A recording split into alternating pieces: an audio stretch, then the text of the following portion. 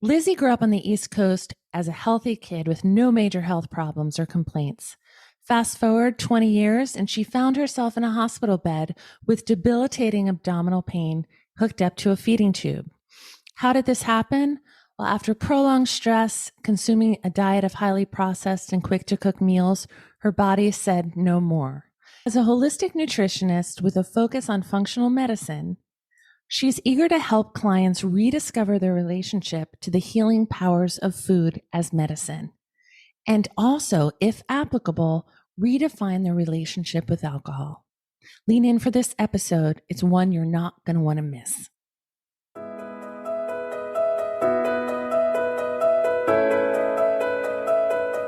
Welcome to the Sober Living Stories podcast. This podcast is dedicated to sharing stories of sobriety. We shine a spotlight on individuals who have faced the challenges of alcoholism and addiction and are today living out their best lives sober. Each guest has experienced incredible transformation and are here to share their story with you.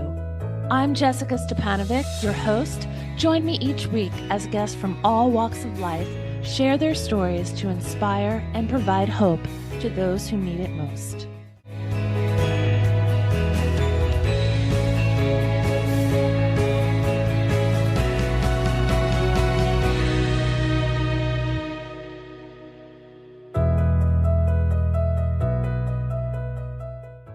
Welcome to another episode of the Sober Living Stories podcast. Meet Lizzie. She's an integrative nutritionist who's been alcohol-free for 14 years. She works one-on-one with clients, diet, lifestyle, and mental health. Listen in to this episode to hear Lizzie's personal story and inspiration on how to live a healthier, happy life. Welcome, Lizzie. Welcome to the show. Thank you so much for having me, Jessica. I'm so excited to be here.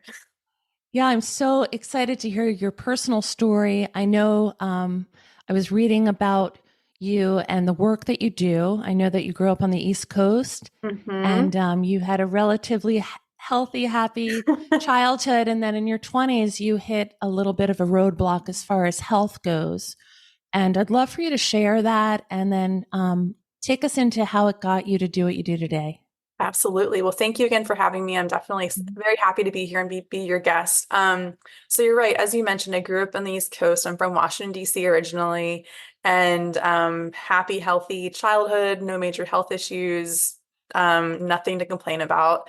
So fast forward to my early 20s, and I'm now living in the Bay Area, working a fast-paced corporate kind of startup tech job, living in a chronic state of stress. And I picked up a routine stomach flu that many of us unfortunately have had at times, but due to living in such a fight or flight state of just not getting enough good nutrition, not sleeping well, not prioritizing exercise, commuting really long hours, long stressful days, my body really couldn't recover and kick this bug. So I basically ended up having pretty severe nausea and abdominal gastro pain for about 3 months. So much so that, I was still working full time and commuting, but I basically stopped really eating and nourishing my body because anytime I swallowed and tried to digest food, it caused so much pain and nausea. So fast forward a couple months, and I had lost so much weight from not eating and still working a full-time schedule, full-time demands.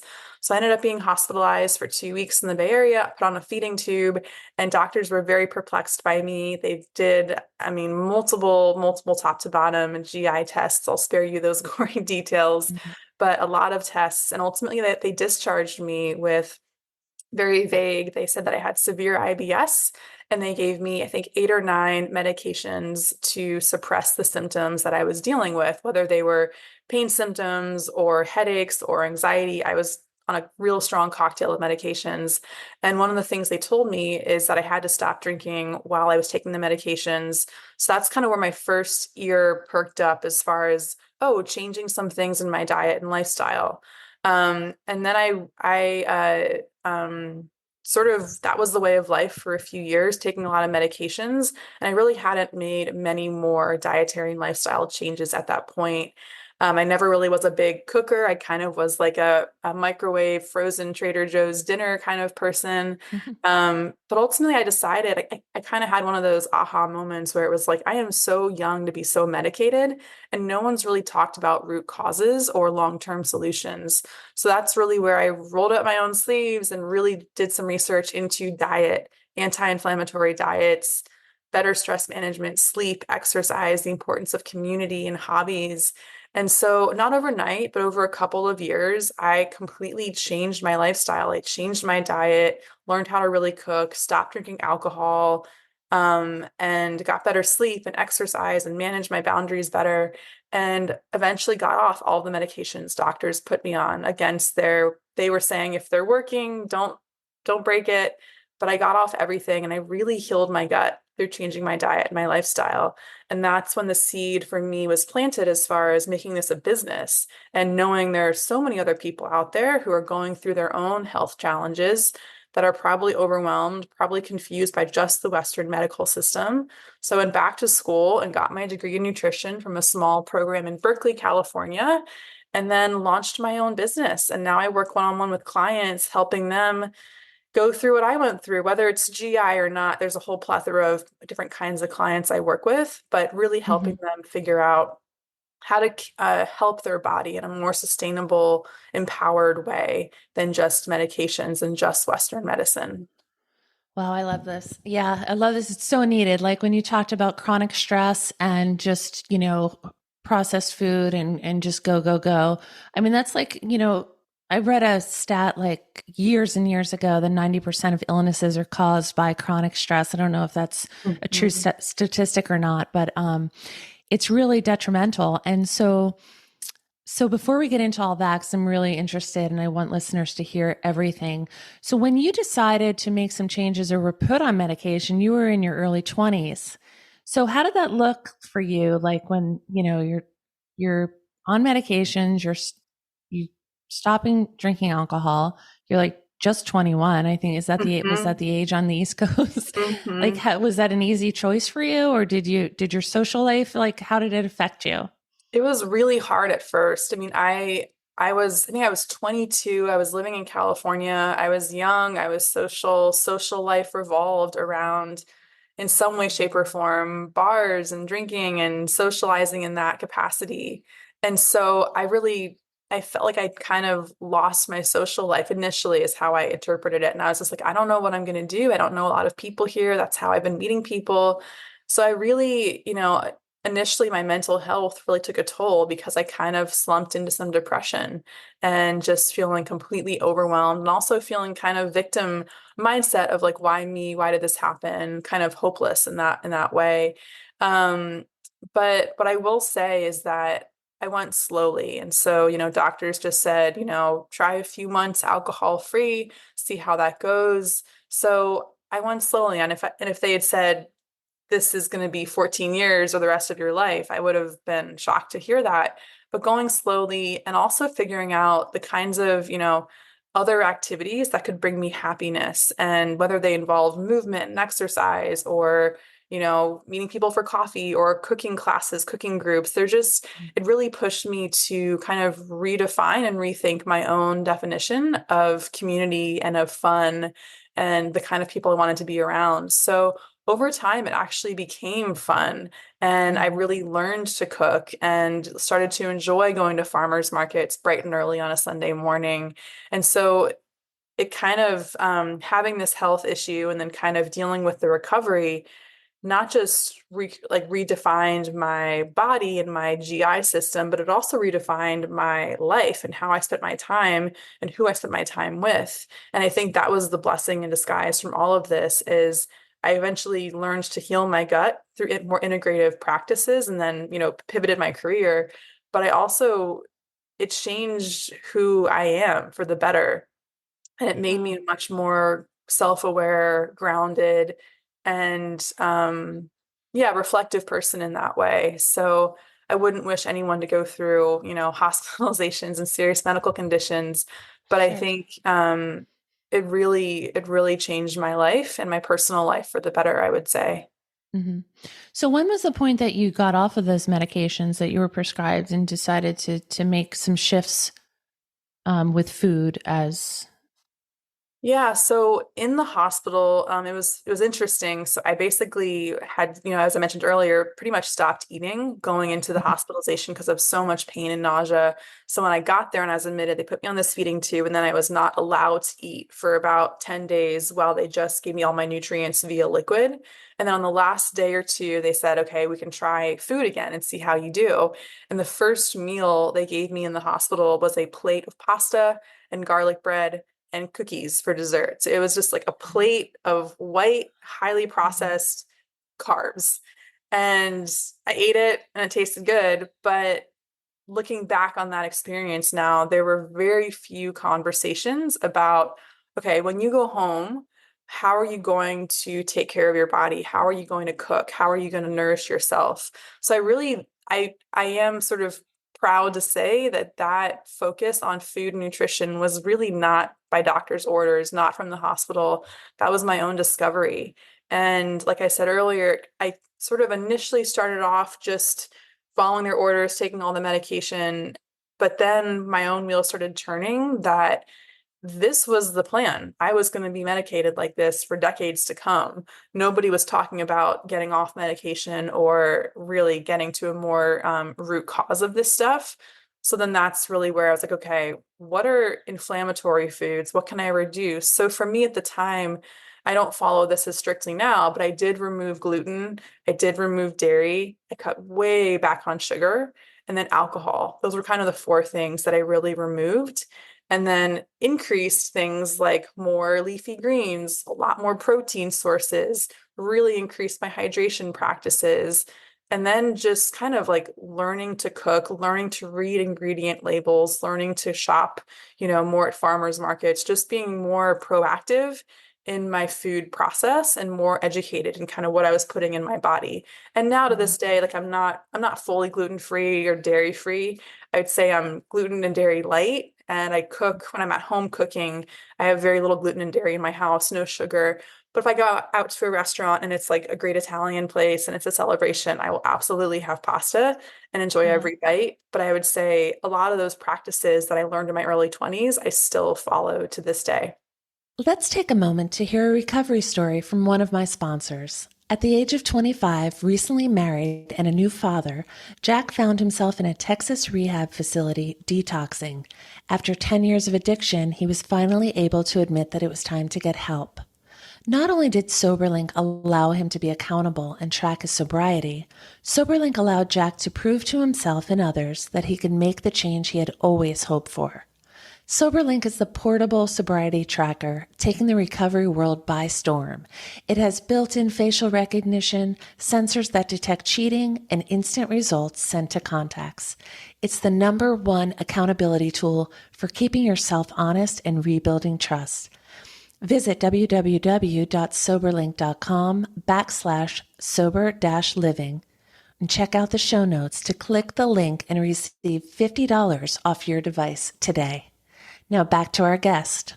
I know that a lot of times we don't have answers for our health problems and we're as perplexed as everybody else. Mhm. But ultimately we do know ourselves because just in what you had said about, there wasn't any conversations about how to eat better or even look at that part, just a kind of an open-ended medication supply and such. And for me, in 2002, I was misdiagnosed with a couple of things and put on a lot of medications. And, I lived like that for a while. And then it occurred to me one day, I said, wait, we're paying him. And I thought, that means I can make the decision not to be doing this anymore. Mhm. Because I knew it wasn't right because the symptoms, the side effects were so heavy and it was just keeping me home. And when I made that shift in my head, I thought, wait, I'm in control. I don't think this was the correct diagnosis and stuff. Disclaimer being if you're on medication, take it properly and get with your doctor to get off of it. Mhm. However, for me, it was that decision like, wait a minute, I do know myself. And that day I went in and we slowly started to wean off and I went in another direction for my health and healing for that Mhm. particular period of my life. So I applaud you for doing that and like having the recognition of that. Hmm. And one of the things that I love, and maybe you can elaborate on, is you had talked about pre-recording how you are now working with like psychiatric clinics and their food, health, and well-being, and how it's kind of intertwined. Hmm. And can you talk a little bit about that? Because I really think there's so much to that. Like um, what we eat really affects us in more ways, and then Yeah. you know. Yeah, absolutely. So when I first started my practice, I got this degree in nutrition. We learned in nutrition school how to set up your practice. You do meal plans, it was very, very food, food, food. And I started off doing that for about a year, year and a half. But the more client experience I got and the more conversations I was having with people, it was always so much more than just food. No one was just 100% talking about food and what to eat. Food brings into the conversation so many other threads in like the wellness kit. And so the more I was curious about that, the more I realized we're talking about, and these are now the five pillars of my practice. One is nutrition, but the four others that I've incorporated are stress management, sleep hygiene, daily movement, and community. And community is there because, there's so much research that shows we can't heal, whether it's physically or mentally, in isolation. We need relationships, we need collaboration, we need support, we need connection to heal. And so those are the five pillars of my practice. And I feel like now with my clients, we still talk about nutrition plenty. I no longer offer meal plans. I just do recipe research. So if someone needs help in the kitchen, I'll suggest recipes, but I don't build full meal plans. But rather, there's a lot more focus now on those things that affect mental health, the things like the quality of sleep you're getting. Are you able to fall asleep and stay asleep? And I use the word sleep hygiene because, sorry, I got some loud birds outside. That's okay. Because it really is hygiene. It's sort of what is your environment, your bedroom environment? There's temperature, there's things like light, there's things like sense, like smell sense. Are you on your phone or not? So, the practice now incorporates these things that really impact your mental health and your happiness. And I think so often when you're a patient going through medical diagnoses or the medical system, there's not enough conversation about your mental health and how you're feeling and how you're supported and how is this weighing on you. And I've seen time and time again with clients, those other threads in my practice directly impact their mindset and their mental health. And having that community, having those connections. I had a client last month who's working remotely from Mexico, and he always wanted to be down there. He's a big surfer, but he didn't know anyone. And so he was eating all the healthy food, doing all the right things, but he was super lonely, really, really lonely and isolated. And it was affecting his body and his sleep, even though he was eating the right kinds of foods. So we shifted our focus to really help him find like-minded people and groups in the town that he was in, of surfers and bikers.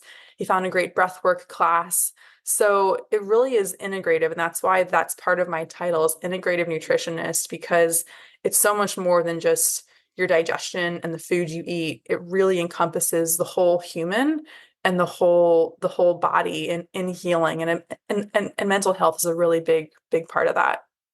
Yeah, I'm so glad you clarified that because as I was researching your work, I wasn't exactly sure about integrative nutritionist or what that exactly meant. But when you speak about it, and I think most importantly, I like lit up when you said sleep, but then even more so when you said community, because Mhm. kind of like a left bar side note, like as a mom, like say you're momming like three children at home, you're relatively isolated at the house, preschool age, and then you get with other moms. You're just like, wow, you're like, and your brain is like opens up, you're just laughing. You're all the things that you were home crying about or upset about, you're now laughing about. And that's Yeah. that communion and that connection. You go Mhm. home lighter, you're a better parent. Like the same for health. Like, yeah, sure. A lot of people I think might think, well, it's not easy to eat good or it's not easy to, but I love that you're talking about lifestyle, like farmers markets, and then healing powers of food, like looking at your meal, like, is this going to help me or hurt me? Like, why Mhm. would we do that? Right? Like, we have Mhm. to start thinking better of ourselves. Mhm. And yeah, so I kind of often look at my kids and I'm like, wow, if I could only eat like them, fresh strawberries and blueberries, raspberry, Yeah. but we often take like second seat and Yeah. just because we're quick moving. And I think those changes really build confidence, the better version of us that Mhm. we can bring. So yeah, Yeah. And I think I love it. just Mm. hearing you say that, one thing I was thinking about um, is it just left my mind. Um, I'll think about it and I'll bring it up in a minute. I definitely had Okay. another nugget, like a light bulb went out when you were just saying that, and I wanted to share it, and then it's gone, but I'll think about it. Yeah. So do you speak on these things? Like do you have forums or is there anywhere that somebody could, if they wanted to, hear you speak about this, do you have anything like that? Or do you specifically work one-on-one? Yeah, so right now I do work one-on-one with clients. I have a 4-month coaching practice. I do feel like, that's enough time for someone to really learn about the changes they're going to make the changes, and then also start to feel the benefit and the effects of those changes in their lifestyle. And what I wanted to So say you're earlier, saying, oh, oh, go I'm ahead, sorry, go ahead. is just that my goal with clients is not to have them need me forever. I really want to educate and empower my clients to be able to not need me and to go on and flourish and feel like they know what's best for their body. They know how to nourish their body. And so that's really my goal, is not to like, you need Lizzie for the next 10 years. It's like, no, we have this, 4-month engagement. You're going to learn a lot. You're going to learn how to rethink how to nourish your body, how to care for yourself, how to sleep, how to prioritize all these things. And then I make micro shifts. So I use the phrase habit stacking. We go really slow and just stack slowly new habits of healthy behavior in your life. So you have this new norm, this new way of being that is created, that isn't sudden, it isn't overnight, and it's sustainable because you go slowly and intentionally. So it really is about empowering people to, know how to care for themselves and know how to live their best life without needing me in their back pocket at all times. Yeah. So what did you call that? 4-in-1 Born one, what do you coaching? mean? Oh, I thought you had said it was 4-in-1, but I love that. I went to a chiropractor once and she was the only one that said, you're not going to need me forever, Oh, yeah. because they would always say, come back, come back. And she Yeah. said, you're not going to need me forever. This is what we're going to do. And I was blown away by that. So Yeah. the idea that you do it that way, I think is such an excellent way to do it because you're teaching them and then you're releasing them. I think Yeah. it's And I don't I incredible. don't want to Mhm. be in the business of like, wanting Coaching people to 100, not, yeah, to 110 people at not once. And feel, yeah, and to not feel empowered. And I want people to learn, practice, feel better, and then be able to take that into their own life and be able to live the full lives they do and travel and have families and have lots of commitments and still maintain these healthy pillars they've learned with me. So my Mhm. focus is really empowerment. It's not to make someone feel like the answers aren't within them. And I think one thing you mentioned earlier that really clicked with me as well is oftentimes when we see doctors who have lots of degrees and certifications, they're highly educated, we outsource our own intuition time and time again because we're paying them and they're highly educated. So they must know what's better for us. And granted, of course, there's a certain level of Western medical care we have to listen to, and they do know that we just don't know. But there is something to be said for tapping back into your own intuition that all of us have within us that is so easy to override and outsource when it comes to our care and our health. And that's one of my focuses too, is helping people bring that chair back to the table, take that seat and listen to themselves and give themselves credit for knowing their own body. Yeah, outsource your own intuition. I love that. So, yeah, you can you tell us the 5 pillars again that you work with? Absolutely. So one is nutrient dense nutrition. One is stress management. One is sleep hygiene. Daily movement, which does not need to be intense CrossFit or running a marathon. It truly can be like walking your dog or dancing, movement that you really enjoy. And the last one is community. And that really is, the relationships you have, who in your life supports you. Do you feel aligned with people?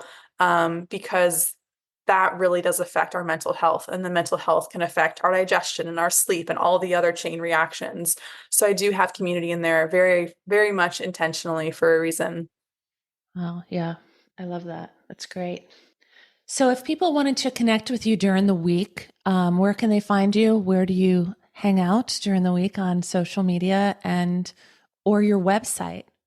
If you can share Absolutely. that. So, website is just lizzie-nelson.com. And I'm one of those people that spells Lizzie with an IE, not a Y. So lizzie-nelson.com. And then I am on Instagram as well. It's just Lizzie Nelson Wellness. And, it's funny with Instagram, I definitely teach my clients about boundaries with social media and not living on there. So sometimes I'm very active on stories, sharing my life, sharing tips, sharing client successes, but then there'll be a day or two where I just need a break. And like today is one of those days where I'm not going to be super active. So I am on social media, and then LinkedIn. I do post quite a fair amount on LinkedIn as well. And that's just Lizzie Nelson. So those are the three ways to find me. I do also have a newsletter that I send out to clients or not just clients, community every week or two. And that will be things like my take on various health trends, tips and tricks. And sort of like one thing I sent out last week was how to shop for yogurt, how to decipher this very confusing aisle full of marketing, what to look for in terms of protein and sugar, flavors, all those things. And also just like things I'm seeing with clients, and then shares from my own life. So that's something I send out consistently. You can sign up for that on my website. And then lastly is I do some speaking engagements, and I do speaking engagements for corporate groups. So if someone is listening and they're interested in bringing any themes that I've shared here to their workplace, to their community groups, I do speaking engagements. And the best way to contact me is through my website. I have a intake form, or it's just hello@lizzie-nelson.com. It's been an inspiring time here talking with you. I think those 5 pillars can hit and resonate with any listener at any stage of their life, especially right now when we're just moving so fast. Mm-hmm. So I really thank you for coming on and sharing all the advice, and also sharing your personal story. Mm-hmm. And I'd love to have you on again sometime in the future. I would love to be back. And I think that it's powerful as a healthcare worker to share your story and not be just a cold, black and white human. I think that sharing what you've gone through, sharing your highs and lows, your struggles, what you've overcome, what you're still going through, I think authenticity and vulnerability are the ultimate magnets in human connection. And so there's no good done if you're not sharing what's real and what your story is. So I'm a very open book, and I'm always happy to share more and talk about my own experience with health and what I'm currently working on. So absolutely. Oh, thank you, Lizzie. If anyone would like to contact Lizzie during the week, everything will be in the show notes. If you'd like to have her on for your speaking engagements at corporate events, or just be interested in one-on-one coaching, check her out in the show notes. And thank you so much for being here. Thank you for having me, Jessica. It was a lovely conversation.